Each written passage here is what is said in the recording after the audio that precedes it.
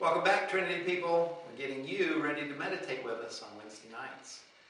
Be a part of our meditation. Like this video, subscribe to this channel. You can do this regularly. You can help us change the consciousness by empowering these energies in your meditations.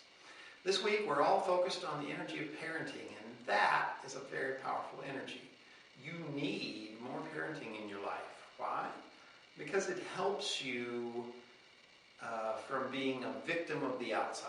Let's put it that way. We're going to show you the feeling of parenting through a really simple technique that is available in most martial arts, and it's about countering joint locks. So I'm going to get my partner out here and show you something. A joint lock is anytime you take a wrist or an elbow or a shoulder or whatever and put it in a position that it doesn't want to move, and it creates this torque that you can, force the person to do various things.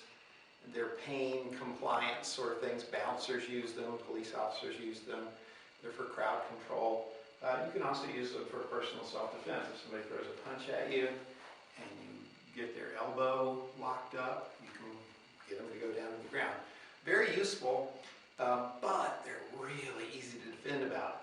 Thank God nobody really knows how to do this. But anytime somebody puts a joint lock on you, all you do is take the other hand and say no, and force it back the way it was going.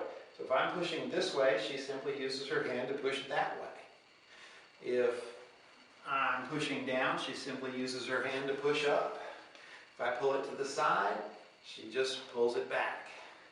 If I've got a finger lock going, she just takes those fingers and pulls them back up. Probably don't want to do it that way. Just want to pull. There you go. That's all you got to do. The joint lock doesn't work unless I can stretch your joint past the point that it wants to go. If I'm pulling that way, you just take your other hand and force them back together. If I've got this sort of thing going, you just grab and you pull back. It's really very simple to get out of a joint lock, but it gives you that wonderful feeling of saying, well, I have to be in pain because of the situation, and then you stop and you go, wait, that's dumb. Why do I let the situation dictate my experience? Thank you.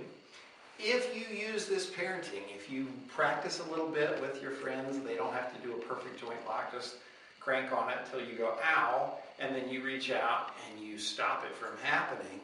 It gives you the sense that you can change what's happening. If you've ever had one of those days where you go, well, I woke up in such a great mood and now I feel terrible. People yelled at me. Somebody nearly sideswiped me in traffic. I just feel really attacked. Well, do you want to feel attacked? Well, no, of course I don't want to, but I have to because of the things that happened. Parenting can come in and say, well, then no, you don't have to feel what the things made you feel.